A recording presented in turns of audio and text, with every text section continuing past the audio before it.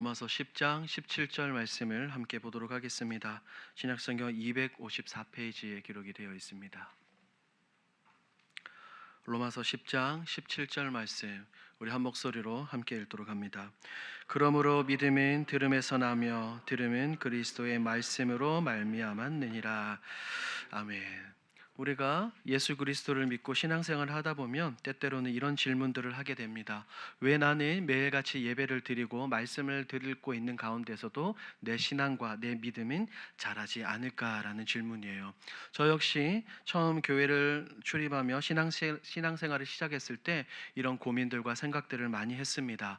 말씀을 듣는 자리에 많이 앉아있고 말씀을 많이 들으면 제 가운데 믿음이 생기고 또한 기도를 오래 하면 뜨거운 감정이 곧 믿음이라고 여겼습니다. 그런데 어느 순간 깨닫게 되었어요. 아무리 많은 설교를 듣고 아무리 뜨겁게 찬양하고 아무리 뜨겁게 기도해도 예배당만 돌아서면 아무 변화 없이 돌아서는 제 모습을 발견하게 되었습니다. 말씀을 들어도 가슴이 뛰지 않고 기도를 해도 무언가 가슴이 꽉 막힌 듯한 그런 경험들 말입니다. 이것은 저뿐만 아니라 이 자리에 앉아 계시는 우리 많은 성도님들도 아마 이런 경험을 하셨으리라고 생각이 되어집니다. 그렇다면 이런 것들을 생각해 봤을 때 우리는 반드시 질문을 던져야 되는 것이 있어요. 믿음은 도대체 어디에서 오는가? 믿음은 어디에서 출발되는가라는 질문입니다. 우리가 함께 읽은 이 로마서 10장 17절은 이 질문에 대한 분명한 답을 우리에게 주고 있어요. 다시 한번 읽어볼까요? 그러므로 믿음은 들음에서 나며 들음은 그리스도의 말씀으로 말미암았느니라. 아멘. 오늘 본문은 단지 사도 바울이 우리 성경의 핵심 교리를 우리에게 설명하고 있는 것이 아닙니다. 우리의 믿음이 어디에서 시작되고 우리가 무엇을 들어야 하는지 알려주는 성경을 압축한 기독교 기본 진리를 우리에게 전달하고 있습니다. 그래서 이 로마서 10장 17절 말씀을 가지고 오늘 여러분들과 두 가지 정도로 함께 말씀을 나누려고 합니다. 첫 번째, 믿음은 외부에서 들려지는 말씀을 통해서 생겨난다라는 것입니다. 두 번째, 그 말씀이 믿음을 더욱더 생기고 믿음을 더 크게 하려면 반드시 말씀 듣는 자의 심령이 준비되어 있어야 한다는 겁니다. 오늘 이 본문을 가지고 이 두 가지로 함께 은혜를 나누고자 합니다. 첫 번째, 우리는 종종 믿음을 너무 쉽게 생각하는 경향이 있어요. 그냥 여러분 힘드니까 그냥 예수님 믿으십시오, 하나님 믿으십시오라고 하는 말은 굉장히 익숙합니다. 그런데 정작 믿음을 이야기하면서 그 믿음이 어디에서부터 무엇으로부터 시작하는지는 깨닫지 못한다는 겁니다. 많은 이들이 이렇게 생각해요. 예배나 기도 중에 무언가 내가 뜨거운 감정을 느끼거나 그것을 경험하면 그것이 곧 믿음이다라고 생각을 합니다. 그렇죠. 하지만 그렇지 않아요, 여러분. 성경은 전혀 그렇게 말하고 있지 않습니다. 성경이 말하는 그런 감정은 믿음의 본질이 아니다라고 성경이 분명하게 말하고 있어요. 성경이 말하는 믿음은 철저히 우리 안에서 생겨나는 것이 아니라 외부로부터 주어지는 것입니다. 외부로부터 복음이 들려질 때 외부로부터 들려온 이 복음의 말씀이 우리 안에 심겨지고 그 말씀이 씨앗을 내리고 뿌리를 내리고 자라나기 시작할 때 우리 가운데 무엇이 생긴다고요? 믿음이 생긴다는 것입니다. 보십시오. 사도 바울은 말하죠. 그러므로 믿음은 어디에서 나며 들음에서 나며 들음은 그리스도의 말씀으로 말미암았느니라. 이 구절은 단순한 설명이 아닙니다, 여러분. 이것은 신앙의 본질을 핵심을 찌르는 분명한 성경 말씀입니다. 우리가 복음을 통해 믿음을 갖게 되는 이유는 우리 안에는 그 어떤 것도 하나님을 향해 스스로 반응할 능력이 없기 때문입니다. 성경은 우리에게 말하죠.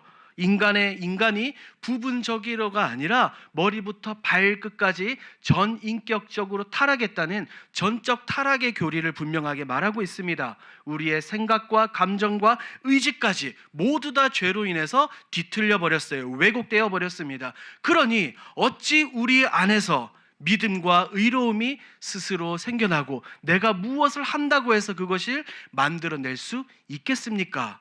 아닙니다, 여러분. 아니에요. 철저하게 믿음이라는 것은 외부로부터 주어지는 살아계신 하나님의 말씀이 들려지기 시작할 때 우리 가운데 생겨나는 것인 줄 믿습니다.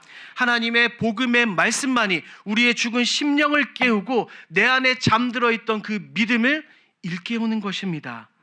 지금 본문에 나오는 17절에 나오는 들음, 듣다라는 이 단어는 단순히 우리가 청각적으로 어떤 설교자가 설교를 할 때 단지 내 귀로만 듣는 것을 의미하지 않아요. 이것은 우리가 말씀을 들을 때 하나님의 말씀을 인식하고 그것에 반응하는 연쇄적인 영적인 행동을 포함하는 것입니다.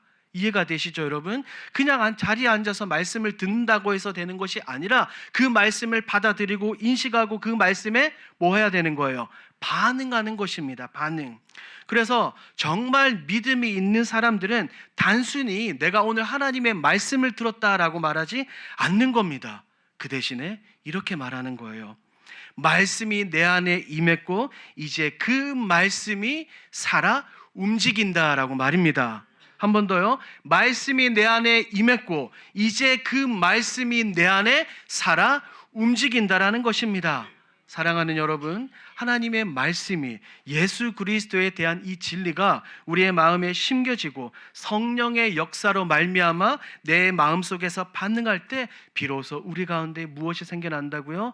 참된 믿음이 생겨나게 되는 겁니다. 그리고 그 믿음은 또다시 삶을 변화시키는, 우리의 삶을 변화시키는 실제적인 능력으로 나타나게 되는 겁니다. 우리가 읽은 로마서 10장 17절 한 절만 읽었지만 앞선 14절 15절 이렇게 살펴보면 분명하게 말하고 있어요. 사도 바울은 이렇게 말하죠. 그런즉 그들이 믿지 아니한 일을 어찌 부리리요?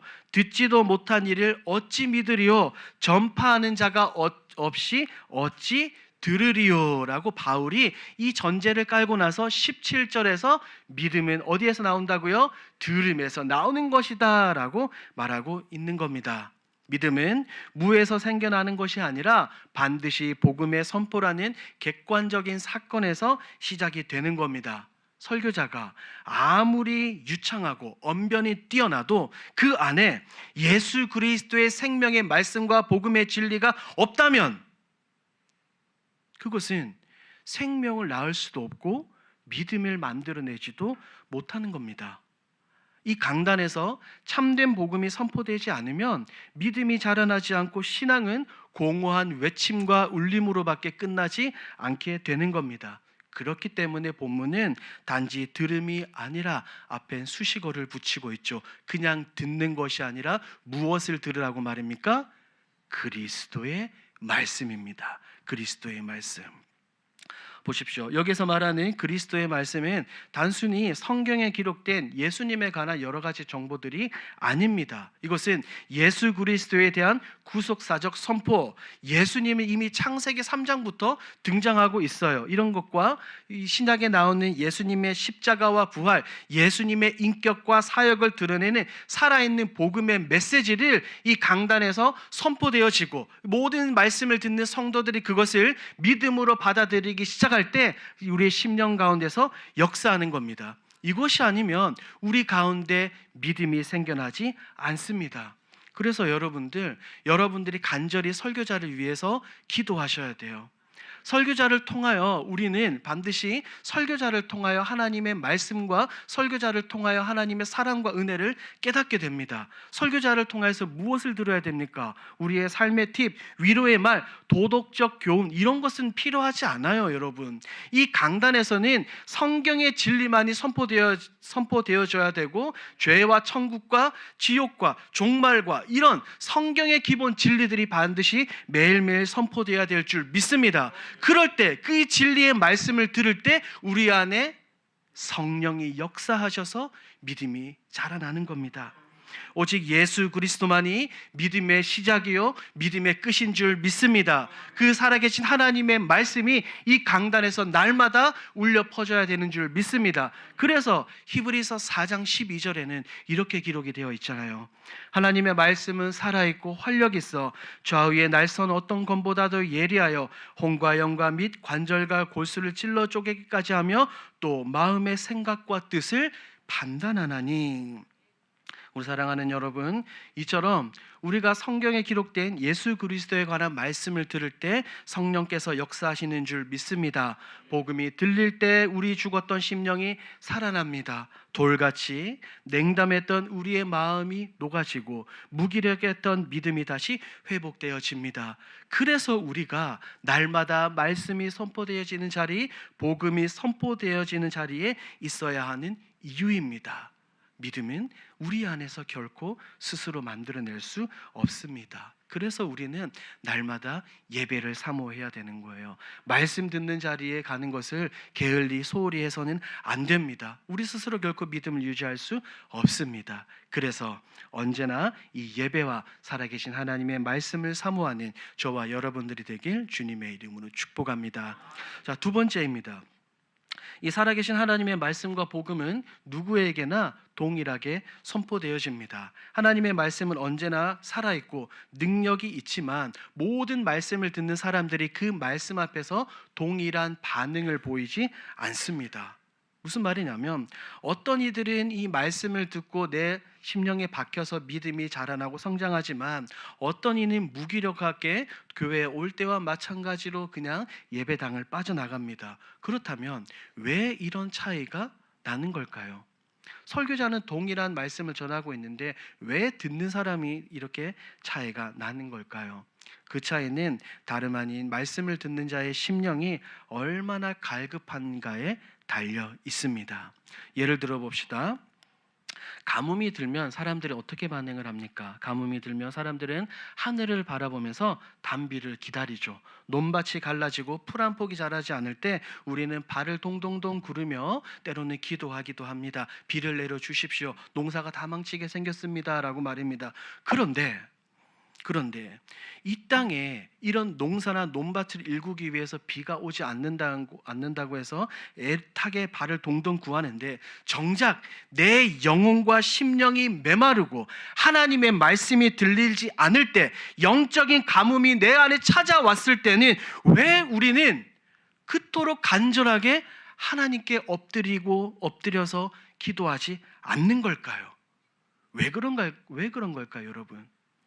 말씀을 얼마나 갈망하고 있는가, 복음을 얼마나 귀하게 여기고 있는가, 이것이 바로 믿음의 열쇠인 줄 믿습니다.